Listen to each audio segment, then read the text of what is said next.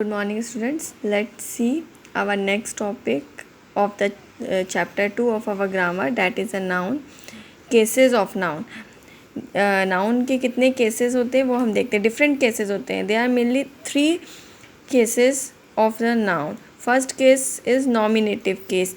Nominative case क्या होता है कि जब नाउन या प्रोनाउन सब्जेक्ट ऑफ वर्ब की तरह यूज़ करते हैं, that is said to be a nominated. मतलब जो वर्ब रहता है उसको हम सब्जेक्ट के जैसा यूज़ करते हैं. Seema went out to play with her friends. Who went out, तो किसके बारे में बात हुई कि कौन गया था? सीमा. यहाँ पे ये होता है nominative case. Next is objective case of the noun. Objective case क्या होते हैं कि व्हेन नाउन और pronoun is used as a object of the verb. Object की तरह जब हम यूज़ करते हैं तो वो हो जाता है ऑब्जेक्टिव केस. जैसे Humpty Dumpty sat on a wall. तो sat on a wall, Humpty Dumpty कहाँ पे बैठे थे? वॉल पे. तो वॉल क्या हो गया? ऑब्जेक्ट हो गया. Same as the director ordered pack up of the school at midnight. तो ऑर्डर किसने क्या, डॉक्टर ने क्या किया? ऑर्डर दिया. वर्ब क्या हो गया? ऑर्डर. क्या करने को? ऑब्जेक्ट क्या था कि पैकअप क्या करना है आपको, आपका स्कूल पैकअप करके बाहर जाना है. Next it is a possessive और genitive case. This when the noun और the pronoun show the possessiveness और द ओनरशिपनेस. जिसके बारे में बात की जा रही है, ये मेरी चीज़ है, ये रवि की बुक है, दैट इज़ अ पॉजेसिव और generative case of noun. Let's see it's exercise. Identify the noun and the state of case. कौन सा नाउन है सेंटेंस में और कौन सा स्टेट ऑफ नाउन है वो हमको आइडेंटिफाई करना है. Let's see first example. Ravi went out for a morning walk. कौन गया? रवि. तो रवि क्या हो गया यहाँ पे? रवि हो गया आपका नाउन. और ये किसके बारे में? सब्जेक्ट क्या था? Went out for the morning walk. तो ये क्या हो गया? नॉमिनेटिव केस कि रवि के बारे में, रवि कहाँ गया? कि सुबह मॉर्निंग वॉक पे गया. That is a subjective case. In this way you have to complete this exercise in your copy. Now move to next topic, that is a formation of and the usage of possessive cases. जो possessive cases होते हैं उनको कैसे हम use करते हैं. देखो, अगर सिंगुलर पहला केस की पहला पॉइंट क्या है कि अगर सिंगुलर नाउन है, सिंगुलर केस की बात हो रही है, तो जो अपॉस्ट्रोफी एस होता है वो कब होगा? जिस नाउन के बारे में, सिंगुलर नाउन के बारे में बात हो रही है उसके पहले लगता है. जैसे द गर्ल्स बारबी. तो किसकी बारबी थी? गर्ल की. तो हमने कहाँ लगाया? अपॉस्ट्रोफी एस पहले लगाया.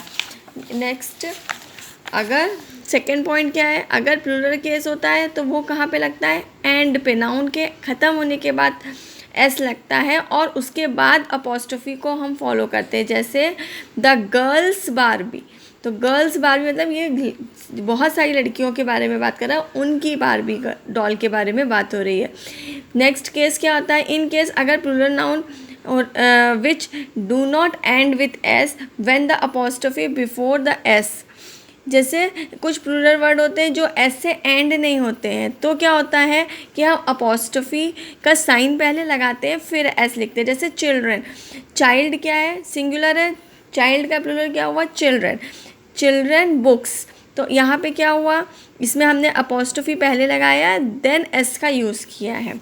When we next point, when we use the apostrophe और the apostrophe followed by S only for the living thing. अच्छा, पहले ही देखते हैं कि ये अपॉस्ट्रोफी का जो भी हम यूज़ करते हैं वो सिर्फ लिविंग थिंग्स के लिए होता है. नॉन लिविंग थिंग्स के लिए हम इसका यूज़ नहीं करते. बैग्स में अपॉस्ट्रोफी एस लगा के हम यूज़ नहीं कर सकते, वो सेंटेंस रॉन्ग होता है. Next point, when only when we are personify any object we treat as non-living thing as a living thing, then we use the apostrophe s. जैसे कि हम किसी नॉन लिविंग थिंग में रहने वाले या वहाँ पे रहने वाले किसी लिविंग बॉडी के बारे में जब हम बात कर रहे हैं तो हम उस ऑब्जेक्ट को अपॉस्ट्रोफी एस में ले सकते हैं. Let's see example. देखो, the company's director a mile's distance a week's journey. कहाँ के डायरेक्टर, ऐसे तो कंपनी क्या है, नॉन लिविंग थिंग है, बट कंपनी के अंदर जो लोग वर्क कर रहे हैं वो लिविंग थिंग है, इसलिए कंपनीज डायरेक्टर, तब हम अपॉस्ट्रोफी एस का यूज़ करते हैं. Now move to next point, that is the letter s is omitted when the pronunciation would be difficult if it is put. अब क्या होता है कि जो एस को कुछ वर्ड्स में जो एस से एंड होते हैं उसमें अपॉस्ट्रोफी एस हटा दिया जाता है, मतलब एस हटा दिया जाएगा, अपॉस्ट्रोफी का साइन लगेगा. क्यों? क्योंकि उस समय प्रोनाउंसिएशन में प्रॉब्लम आती है. Next, the apostrophe is used which the last word of case of a title और a noun consisting of a many words. Apostrophes कहाँ पे लगेगा? जब लास्ट वर्ड जो है किसी भी टाइटल या नाउन को मैनी को शो करता है तब हम करते हैं. जैसे नवाब वाजिद अली शाहकोट, तो क्या किया कि हमने पहले पूरा नाम लिया, देन उनके नाम सरनेम के पहले अपॉस्ट्रोफी का साइन लगा है. Now move to next 8 point.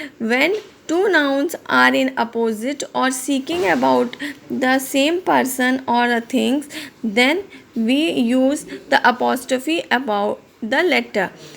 Now move to next point. जैसे आप देखते हैं हम ये शेक्सपियर्स, इसमें पोएट और ड्रामेटिक हाउस के बारे में बात हो रही है, तो हमने जब पोएट का नाम आया उसमें अपॉस्ट्रोफी की बात, अपॉस्ट्रोफी एस नहीं लगाया. कहाँ पे लगाया?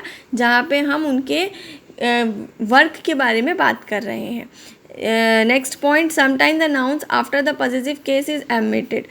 कभी कभी क्या होता है, पॉजिटिव केस में नाउन को एमिट कर दिया जाता है. जैसे we stayed at my daughter's house, तो डॉटर्स की जगह यहाँ पे हमने नाउन क्या हाउस को हटा दिया, डॉटर्स तक हमने उस सेंटेंस को फॉलो किया. In this way you have to do this exercise. Let's see first example. First, a glass in bracket milk, तो a glass of milk. In this way you have to complete these exercise in your copy. Now we have completed our second chapter of grammar. You have to write all the exercise in your copy. Thank you.